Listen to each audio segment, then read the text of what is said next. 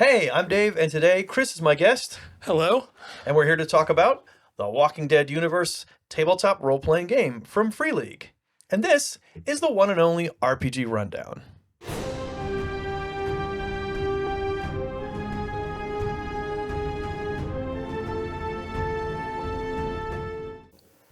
So, the Walking Dead game is based on the Year Zero engine, like a lot of the licensed properties are that Free League puts out games for, like Alien and Blade Runner. Every time they do this, they modify it a little bit. It's not quite like a universal rule system where you can buy one generic book that has core rules in it, but it's more like they adapt it for each little title. But if you know it, the basic mechanics, you'll be familiar with them. Well, yeah, they're most of the games are using a D6 dice pool system, and they have a mechanic called pushing, which lets you re-roll a bad roll. And you get different things like stress will mean one thing in Mutant Year Zero. It means an entirely different thing in Alien. Yeah, but they all have a way you can push, and there are consequences for the push. Correct. So in the Year Zero engine, you get a pool of D6s generally, or at least in the Walking Dead game. You can tell me if it's different in other Year Zero games, but you just need one success. You need 1 6 in your roll of dice. Sometimes you need 2 or 3, but usually it's 1. Usually it's one. The only exception is when your opposed rolls are going on. Right. So then it's my roll versus your roll, and the most successes wins. Correct. Or they're tied, and you handle that somehow. I don't remember that part of the book. It's probably a draw. Combat is a little bit different in the Walking Dead game from most tabletop RPGs I've played and from the other Year Zero games, in that you don't really have initiative. The rounds are simultaneous with phases, but we'll get to that when we go over the combat system. That is one big difference from the other Year Zero games. It is really loose compared to many of them. Yes. Is it? And I noticed it's a thin book too, but it didn't feel like it when I read it because it's just so full of good stuff. This is going to be a favorable review for me for the most part because I really liked it. How many pages do we have? 164 pages. In it is a guide to running the game, an example campaign setting, an example one-shot adventure, and of course all the other rules. So for the price and not being a ton to read, there's really good content in here.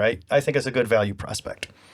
Even though it's a Walking Dead branded game, there's not much in there that is actually about the characters of The Walking Dead. Yes, the setting is Atlanta, but you're not dealing with Rick and Carl and Michonne and the cast. You're dealing with your group. Yeah, because you're writing your own story. They even discourage you from doing that unless you're doing a one-shot where the point is to play those characters for fun.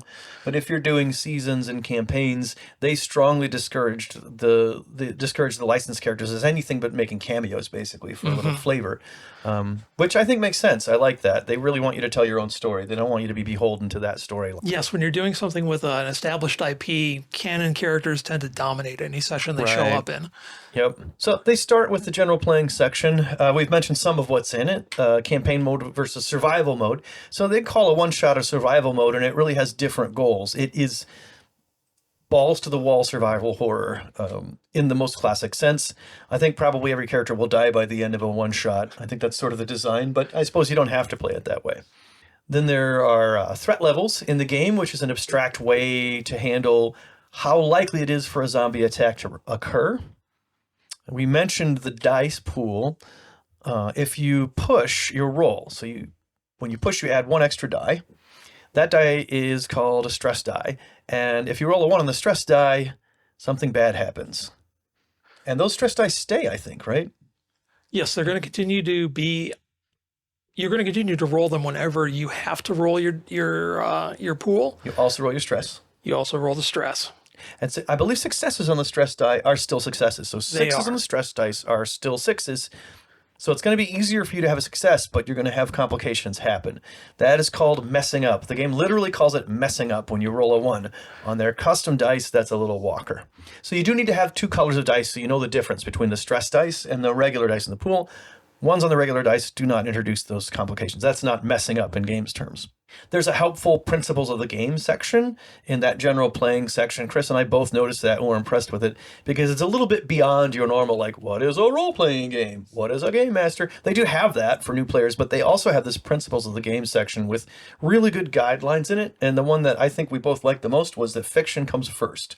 Yes. This is not as crunchy of a game in the sense of combat and tactics as some other role-playing games.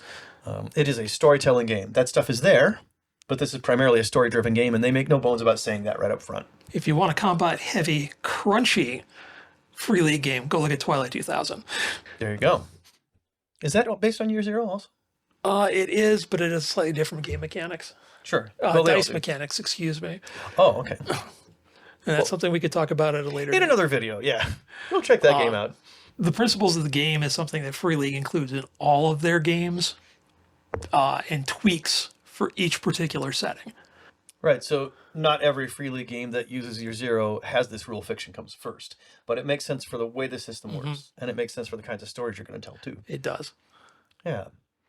Then there's a setting description called The World That Is. I was pretty impressed with this. I think it does a great job of setting the scene and the feel, not just the facts, but the tone for that intellectual property. The game is not set in a specific time. It is not set in a specific place. It includes this great Atlanta campaign setting. You do not have to use it. You could, if you wanted to do a bunch of your own prep work, you could run it in your own city or town with your friends and imagine that being part of the Walking Dead universe. Yep, go get yourself a road map or a surveyor map of your local area and quite literally go to town. There you go. Just do not parkour and LARP this game in a way that disturbs others. Unless you have good lawyers, I guess. If I was in shape enough, I'd do it. All right. Next, they get into character creation. This is another thing I liked about it. It's not so rules light that you don't have anything to hang your hat on. There are 4 core attributes. There are only 12 skills to choose from. And then there are talents, which are sort of like feats in the old D20 systems. But the interesting thing I think about talents is they have prerequisites. After character creation, the prerequisite to get a new talent is almost always, if not always, story-based. This thing happened to your character, so now you can have this talent. One example would be the Fights Dirty talent.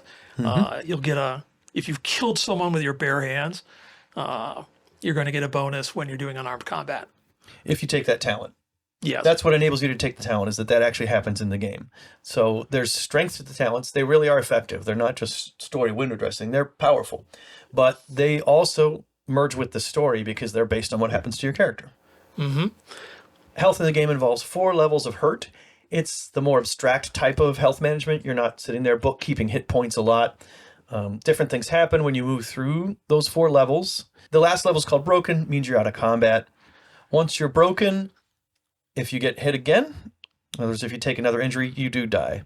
If you do not, you still have an opportunity to recover, and there are rules for going up in your injury levels back to relatively healthy again, I guess. As healthy as anyone can be in that world. You're standing up, walking, and not crying. That's right. You do take a point of stress when you become broken. The stress dice are not just the result of you pushing a roll. Anytime you take stress, and there are several ways to take it, you do add a stress die to the pool. There are ways you get rid of stress through having a meaningful conversation with another character that you have an attachment to. Meditating, things like that can take stress away. It really emphasizes social interactions and working with other people as a way to relieve stress. So the NPC survivors in your community aren't just there as window dressing. They're a vital component of your mental well-being. Right. And you can also, in limited ways, train up the NPCs that are with you. You do start the game, we'll get into it more when we talk about the Haven, but you do start the game with NPCs who can help in certain ways. It's never just a party of player characters. So managing stress is just as important as physical well-being in this game. It's something you got to watch out for. Yes, rations are important in the system, but they strike this nice balance where you don't have to bookkeep rations on a daily basis and worry about it. If you're in your haven, which is your character's camp, or wherever they live right now, it's assumed you have rations. If you leave the camp, you get a certain amount of rations to take with you. Then you have to start counting them. If you're away from the camp for a day, you consume 1 ration per character. So you don't have to nickel dime and bookkeep and bean count too much until you start to go do something like that. Yeah, I mean, if you run out and back in a day, it doesn't really matter. Right. But when you're going out on an extended trip, that little bit of accounting helps make it feel much more real. Right. And the tone of this game is like the tone of the TV series. You go in and out of survival horror. There are times when the story becomes full-blown survival horror, and there are times when there are stories between characters taking place in calm moments. probably a lot when you're in the Haven. They even advise you stay in the Haven for a couple of days and don't bring these challenges that call people out. The very first couple of days of a campaign, the characters are getting to know each other. Conflicts might emerge, or people might just start to learn each other's stories. It's a levelless game, so you gain experience points and you spend those directly on improvements. They give you something like a class that's called an archetype, but what it really is a canned starter set. It gives you initial talents you can choose from. It gives you types of issues you can choose from. It's really strongly suggested you use one of those archetypes, although you can create your own. But after you create the character and the game begins, the archetype isn't used anymore. It's kind of like the beginning of Elden Ring, if you've ever played that. Elden Ring lets you pick a certain type of class, but it's not a class-based system. That's just how you start out. The archetypes very much give you a quick start and a handle on your character at the beginning of the campaign, but once you're into it, all bets are off. You can go any direction you want. Right. There aren't limits on gaining skills based on a class or anything like that. All right, we mentioned the Haven. That's a big part of the game. Haven has its own stats. It has a capacity, which is how many people can live in it. It has defense, which is a score. It has an issue. Characters have issues in this game.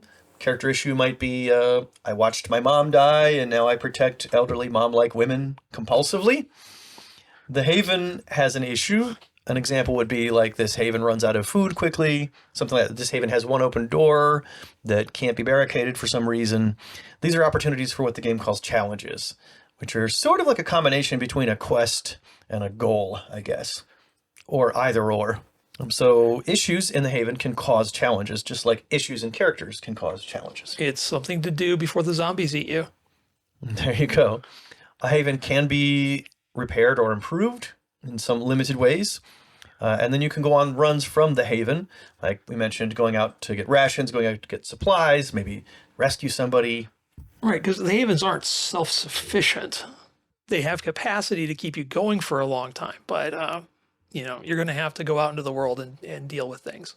Yeah, and that's kind of handled by the GM and sometimes in cooperation with the players. We mentioned that Havens don't really have a number of rations that you have to keep count of every day. However, it's considered perfectly legit at some point for the GM to say, you're starting to run out of food.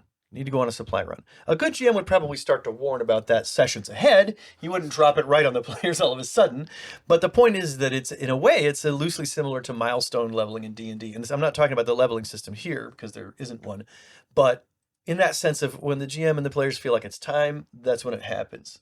When it feels like it makes sense for the story. Maybe you're running out of challenges to throw at the players, and you've been warning for a while there's a potential challenge about the food shortage. Today it happens. Also, savvy players will start asking, how many rations do we have left? How close are we? Yeah, savvy players will drive the plot. Yeah, that is something that I like about this game. We'll talk more about that, too, with other aspects of the game. So I mentioned in combat that it is simultaneous, that there are no initiative rolls. Rolls are opposed. Combat rolls are opposed. They're fairly simplified. The range in this game is abstracted. I don't remember what they call the breakdowns right now, but it's sort of like near, middle, and far, more or less. Touching, rocks throw, and a long way away. Yeah, so sort of thing. Yeah, so combat's a little theater of mind. This is one thing, anytime I encounter a system like this, and a lot of the 2D20 games from Modiphius are like this as well. That works great when you're running a theater of mind encounter. That works great when there's a small number of combatants. I get a little bit worried about larger numbers, although this game has a way to handle it with swarms. But there's something in me, and maybe this is just me, there's something in me that says, like, if someone asks me a question that's, can I hit this, can I see that, I'd rather see it physically, and honestly, that does break down to a grid a lot of the time. I know they're trying to keep things simpler in this game, and I like having the theater of mind option. I just wonder what happens when you need more than that. I've run into that problem running the Modiphius Conan game. Yeah, it would have been nice if they'd had something else like zones. Yeah. Where, if you're in this zone, everything's at near. If you're and everything else outside of the zone is far. This is far! To give an example of what I encountered in the Modiphius Conan, which has this similar system. All theater of mind and range bands, not squares or hexes or anything like that. If there are 4 or 5 enemies, and about the same number of PCs, and people start moving around, keeping track of where everybody is kind of a nightmare in a theater mind system, to be honest with you. I'm close range from this guy, but I'm medium range from that guy, but am I long range from that one? Or this stuff gets a little bit tough to run. I feel like it won't be as big of an issue in this particular game because they've added other ways to deal with that, where things are abstracted. You're fighting numbers of people at one roll. You don't really have to worry about individual targets or whether you're dropping a sword and picking up a bow or any of those things. Yeah. So it might be okay. A big caveat that I should have said up front, anything like this where we're reviewing a game that we haven't really busted out on the table and played, we know we're doing a book review. We'll have a much firmer opinion when we actually play the game. So that's one I have my eye out for. How is that going to work? Soon? After Christmas, Chris, probably. Oh, okay. I don't think I'll get players for my demo one-shot before the holidays. We'll work that out. So we mentioned messing up for rolls. In combat, messing up, what happens when you mess up is up to the player. And I really liked this for a couple of reasons. One thing is, this is a little perfectionist of me. I don't like it when I'm a player. And let's say, for example, I say, well, I cast this spell, and then the DM wants to describe it. It's like, okay, so Dave pulls his arm behind his head and says the magical words like, no, I didn't say I did those things. That's not how I chose to do that. I don't like it when game masters do that. This goes in completely the other direction. The character actually chooses how they mess up. I don't tell them the zombie bites you or what's a messing up example in combat? Messing up example in combat. If I was in a gunfight, maybe I fumbled my magazine so I can't shoot again until I pick it There back you up. go. You do need players who are comfortable doing that kind of improvisation, but you can always help them a little bit until they get the swing of it. You could give them choices. Maybe you drop the magazine. What do you think? Maybe a walker grabs your leg and you lose movement. But eventually, something that I like is that it gives agency to the players. It's not like I'm the DM and I'm rubbing my hands together and finding new ways to make them suffer.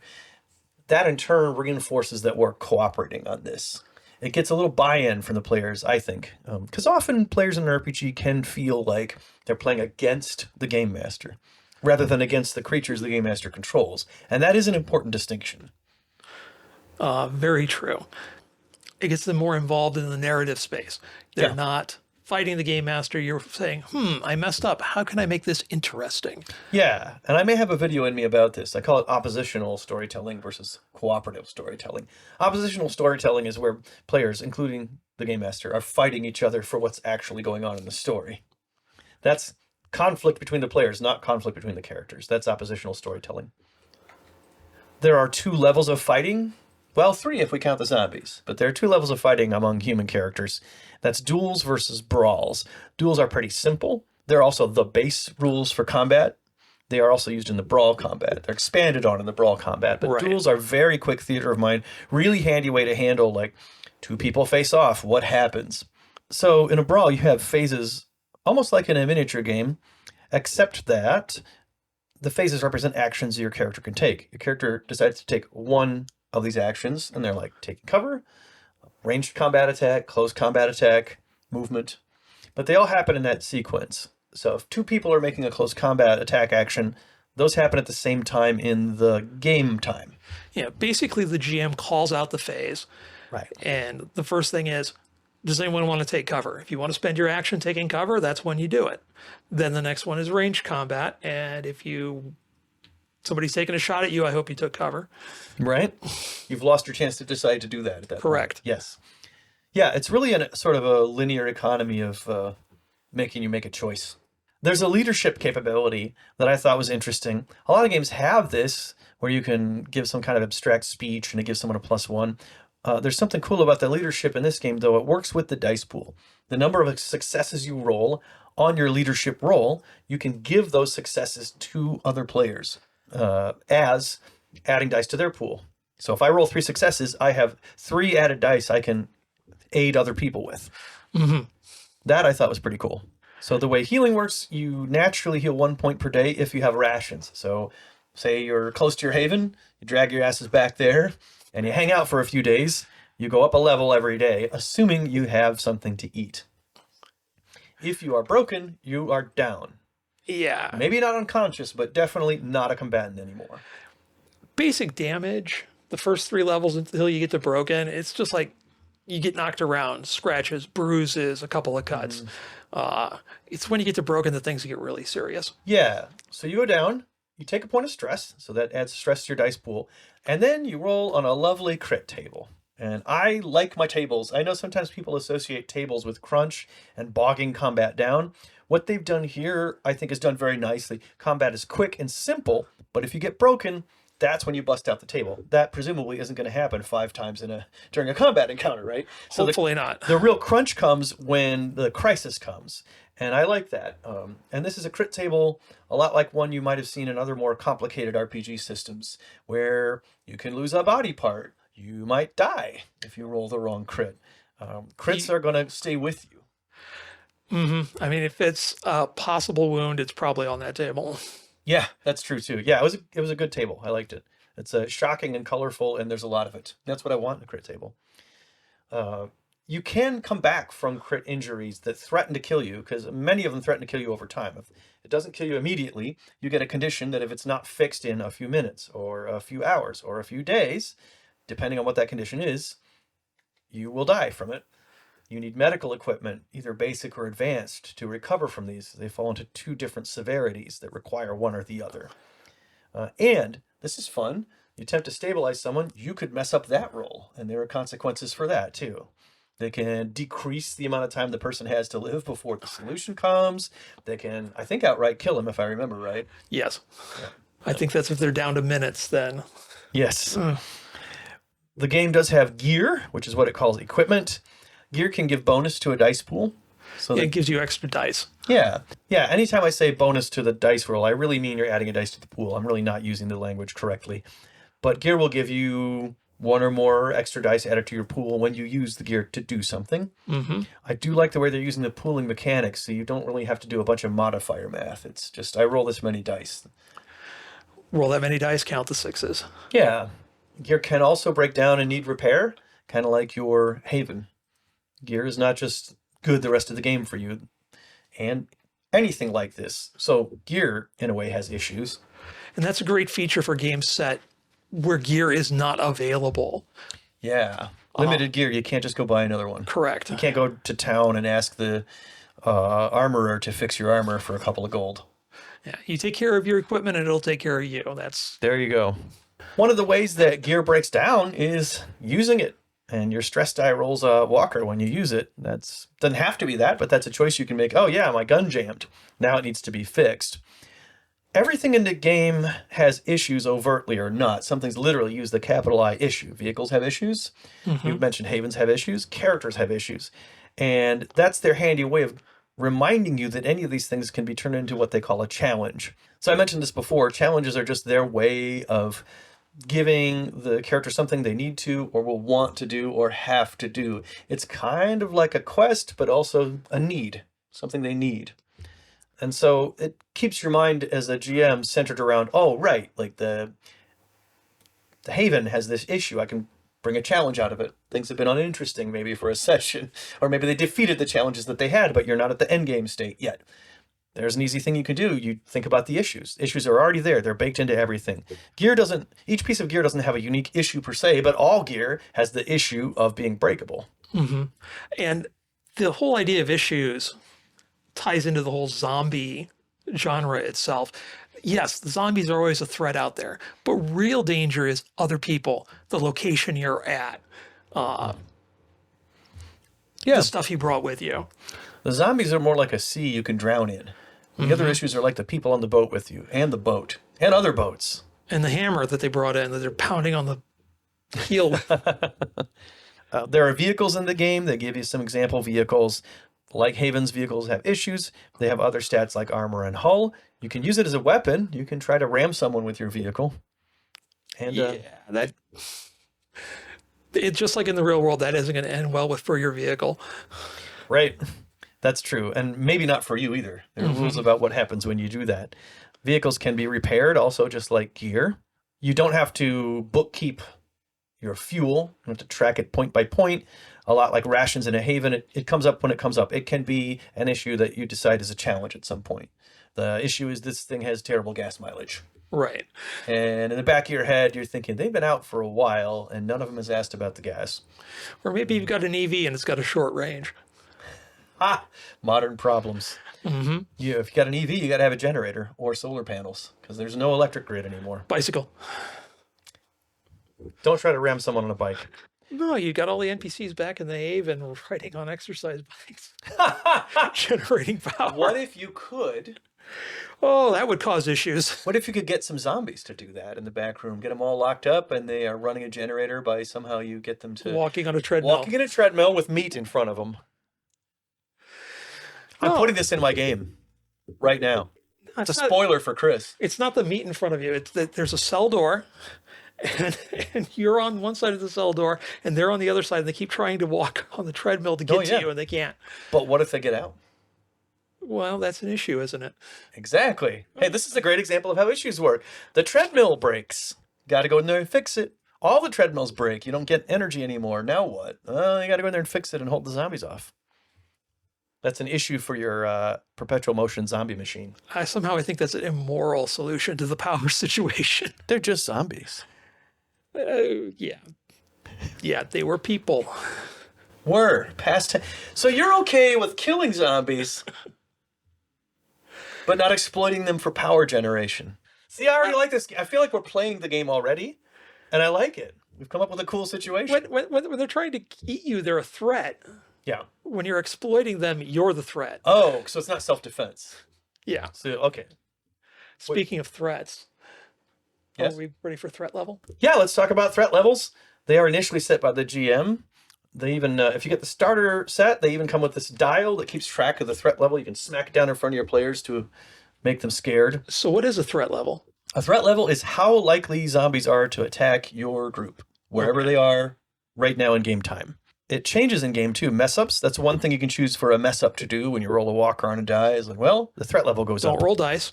Yeah, never roll dice in this game. Making noise, moving to a location might change the threat level. If we're in the haven, threat level might be pretty low if it's a good haven, but we have to go forage for supplies. So we go out to some other sector. We go to that sector, the threat level will be according to that sector, whatever that one is. The threat level reflects how likely it is for zombies to attack and how much of a challenge they are. So threat level doesn't only show how likely they are to attack and how likely they are to notice you, but what you can do to get around them or fight your way through them. Yes, there are 7 threat levels from 0 to 6. Kind of got to think like a software programmer there. A list starting with 0. And that drives how likely zombies are to attack, how easy they are to avoid, and even what they can do if you start fighting with them, how much of a, threat they are. That brings us to fighting the dead. This is a third type of combat that is different than a brawl or a duel. And the swarm size factors into it. We won't get into a bunch of details here, but there's a sort of abstract category of how many zombies you're fighting that has an effect on combat. The threat level drives what those zombies can do when they attack you. And it also drives what your characters can do. If the threat level's high, your character has limited actions to pick from. For example, if your threat level is up to 5 or 6, you lose the ability to make a mobility roll. That means you can't physically get away. Your only choices are close combat and force, which I guess is like elbowing your way out of that throng. Mm-hmm. It's a little bit different than the types of combat systems I'm used to for many TTRPGs. It took a couple of readings for me to get what was going on. So there's a little bit of a learning curve. You might consider it a little crunchy, but I don't think once you get to the table it will be. The sense that I get is once you understand this, it goes quickly. You don't fight individual zombies. You don't defeat certain numbers of zombies. You don't have a bunch of bookkeeping. It's you make the roll, you see what happens. You make the roll, you see what happens. That's all very true. It's just it's a level of abstraction, but it's a level of abstraction that works for the setting. It really does. That's a good way to put it. I feel like there's crunch, but once you understand it, that even the crunch itself is abstracted into the combat system. It feels like it would run quick. It doesn't feel like I do as well. Yeah, it doesn't feel like a heavy tax accountant bookkeeping combat session like you can get in some games. I mean, it's a staple Free League feature. They take these things that look like they're going to be very difficult and then break them down in a way that once you've done it once, it flows thereafter. Yeah, and that's the sense I get from this. Yeah. There is a section on running the game. This is basically the Game Master's section. I was really impressed with how well written this was. It has all kinds of tables. It doesn't force you to just pull ideas out of your brain out of nowhere if you can't do that or you're feeling stuck. There seems to be a table for everything. You want to introduce a faction that's helpful or antagonistic or indifferent to the player character's faction. There's a table. If you can't come up with a great idea, it's really hard to do it under pressure. In the middle of a game, people are watching you, you're the game master, and somehow, for some reason, a new faction comes up out of nowhere. You need to know what that faction is. Hey, the table's got you. If you don't have a great idea just on the top of your head, when all else fails, you can roll on that table. Tables are also great for getting ideas. I mean, a table is a whole bunch of examples of good ideas. It helps you have good ideas of your own, too. So I love that. I'm a big fan of tables. If you didn't do your homework ahead of time... I'm not a GM who doesn't prepare enough, are you? I've never played by the seat of my pants. No. There's a random encounter section. There are travel rules and other concepts like that are very nicely spelled out. They tell you how to do square by square exploration. Those are the sectors on the map that I was referring to. I just thought it was really well designed, well thought out. It does, like you said, it breaks down everything for you. Again, this is not a long book. That Game Master section is not a big part of it, per se. But there's so much information in it that's easy to absorb that it's more valuable than the DMG is, in my not so humble opinion, I guess. It even gives you advice on how to handle players. It kind of gives you everything you need to do. It does systematize absolutely everything. That's my other watch point for this game. Having everything so clearly spelled out, I wondered is this a little confining? Well, all of the tables that they give you and all of the mechanics they give you have to cede priority to the priorities of the game. Sure. And fiction comes first. So if that Sure. roll isn't any good, away it goes. And So- then they emphasize that Yes. in the game. They definitely do, and I get what you're saying. It's just that when I have this structure that's so well defined for me, just because I know it exists, it's a little bit harder for me to think freely outside of it. Maybe that's just me. Maybe that's a personality thing. I don't know. It's like the game has to be about going from sector to sector. The game has to be about what's going on in the Haven. Genre-wise, it feels a little tightly locked in to me. It's not really adaptable. It's perfect for running a game that will feel like new characters in a new Walking Dead series. This.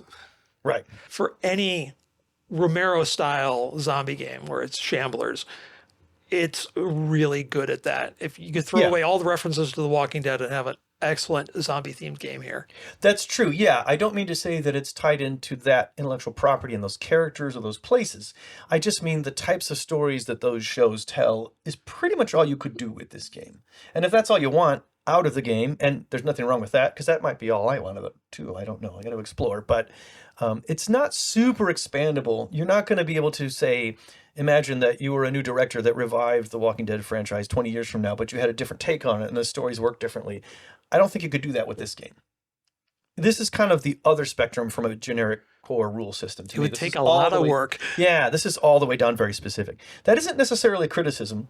That's just the nature of the game. Yes. But the big upside is that, I'm excited about the game. I think it seems cool. I like the way it's written. I like the rules. I'm definitely going to try it out. I'm going to do at least a one-shot. I might do a campaign.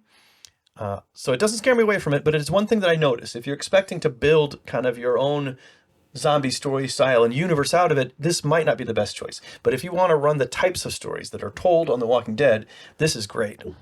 And those there's a lot of types of stories in that setting. That's true.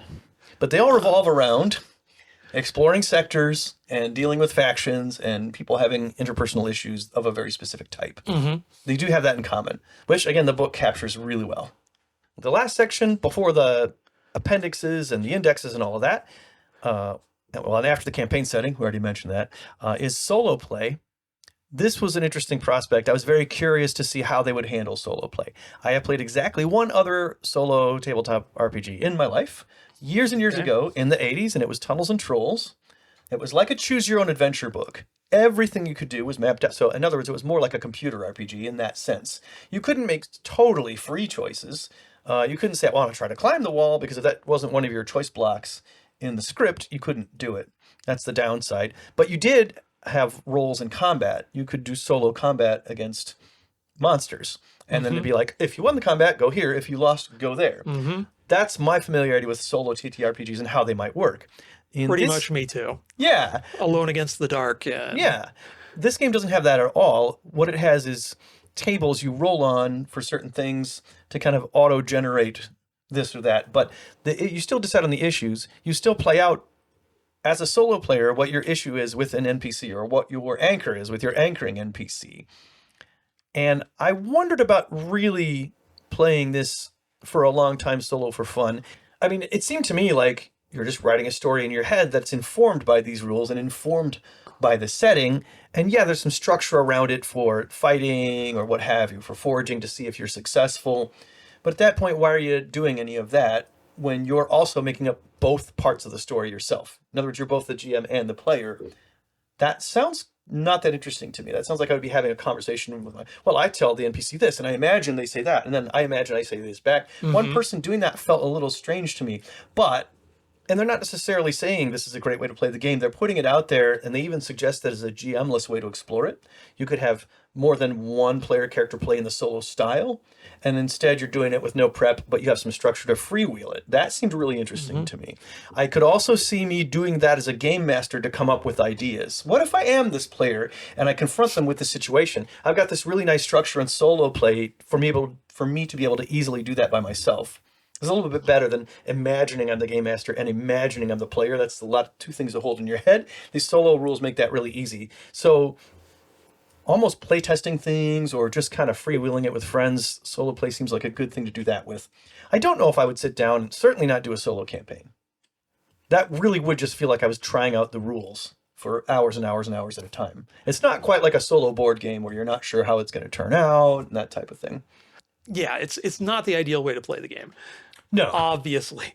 No. But, some people find that a bit more enticing than playing a computer role-playing game. True. And if they don't have a group, it's an option that's there. That's true. Yeah, like I said, no matter how you look at it, it's a way to try out the rules, which is a good thing. If you try to make it more than that, I don't know how much fun that has in it, how much life that has in it. But I think it's interesting it's there, it's well done, and like I said, I would use it for different purposes.